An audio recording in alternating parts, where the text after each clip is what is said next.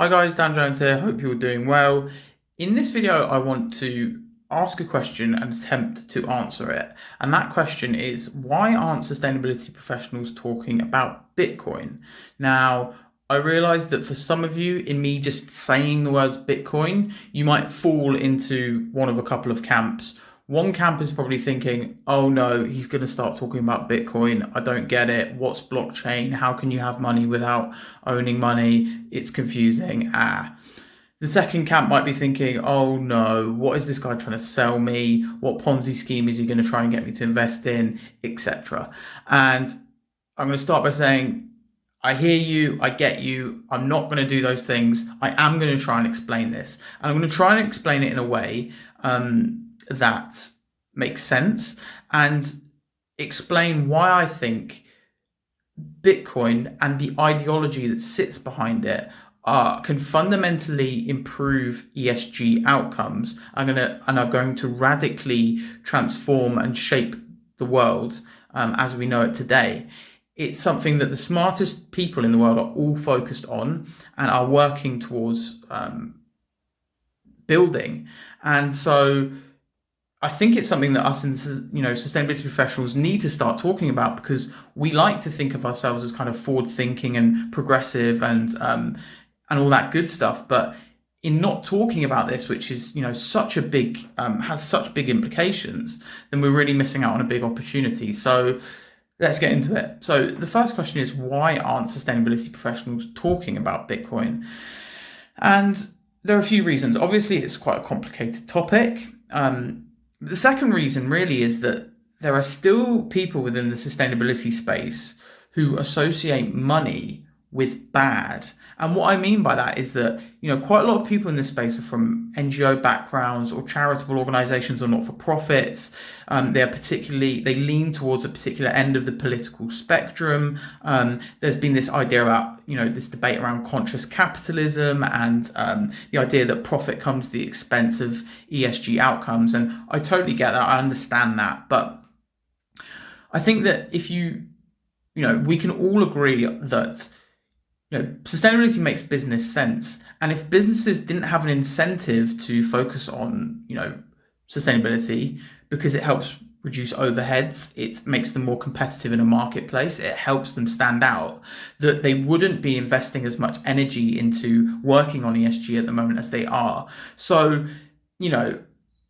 sustainability is intrinsically linked with business and profit and all that kind of stuff. So if you're in the camp that's still kind of thinking that way, I think it's not helpful and it's not fundamentally true about the world that we live in. And I think we need to overcome that in the sustainability space, because it means then we can start to have more intellectual conversations about what money is and what its function is and why that's good for society.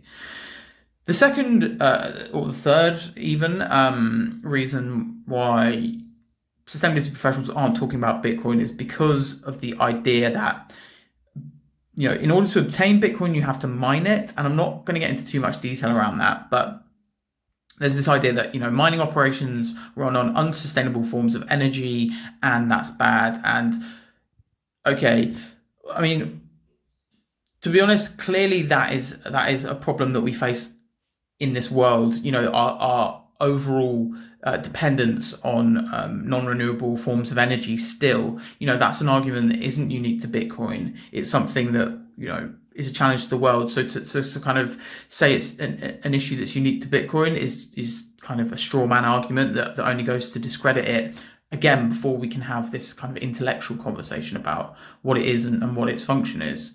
So now that we've covered those barriers to entry, let's talk about what Bitcoin is and why it can help improve ESG outcomes.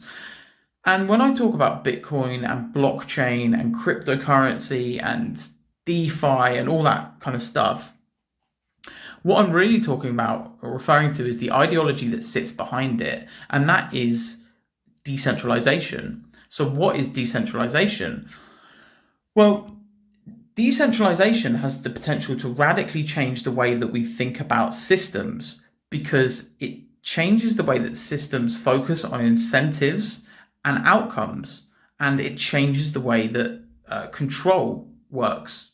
And so if you think about a modern day business, a business is it is an entity that is built on a hierarchical structure where the people at the top get to make the decisions, and get the collective within that entity to focus on the incentives that they want to work towards, which in a business sense has been profit and for shareholders. And when you have a few people sat at the top that get to dictate what the network, everyone within the business does, it means that not everyone within that system has their incentives met, has their needs met. And a decentralized system flips this entirely on its head, because what it does is it relies on a distributed form of control where there is no central point of authority.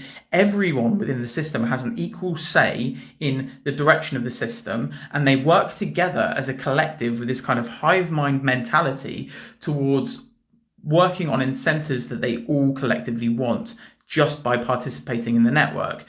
And I know that this probably sounds quite, intellectual or, quite conceptual, and you're like, okay, that sounds great in principle, but how does this really work in practice? It sounds like a kind of fairy tale. But Bitcoin's already doing this. Like, it's an example of a fully autonomous, decentralized system that is owned by no one, or rather controlled by no one, that everyone in the network owns and gets to shape, and it's an experiment that is proven to be hugely successful, and it is gaining real traction.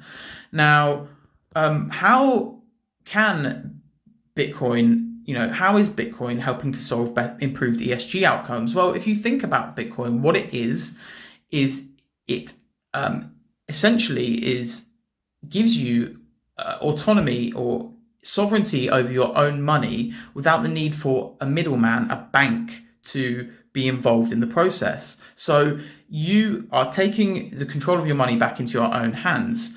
And what problems does this solve? Well, one example, or one big problem that it solves, is it can help the unbanked. So there are a significant number of people in this world who cannot access financial services because they might be in poverty, or they, might not have an address. There are so many different reasons, because banks get to have a say as to who can sign up to have a bank account or not. And without access to financial services, it can leave people in poverty. Having access to finance is something that is key to pulling people out of poverty, and Bitcoin can potentially solve that, because all you need is an internet connection, and you can buy Bitcoin and be involved in the network.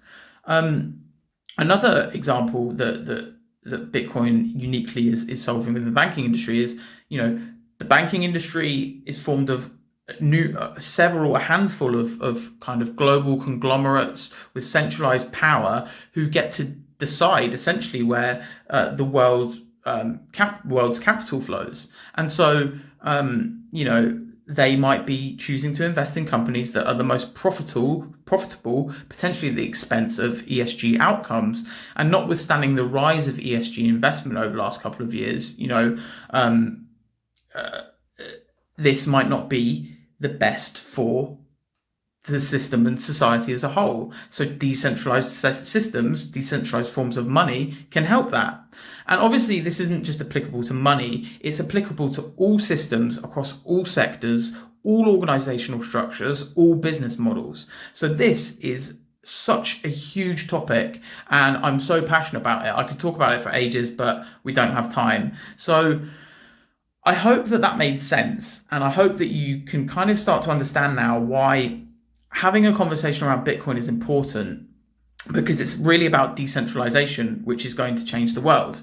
Let me know what you thought of this video. Please comment below, smash the like button, all that good stuff. If you're in the sustainability space and you're working on this challenge of how to get businesses to understand this, I would love to hear from you. Message me, and we can talk about how we can solve this problem. That's it from me. Hope you're all well. Peace.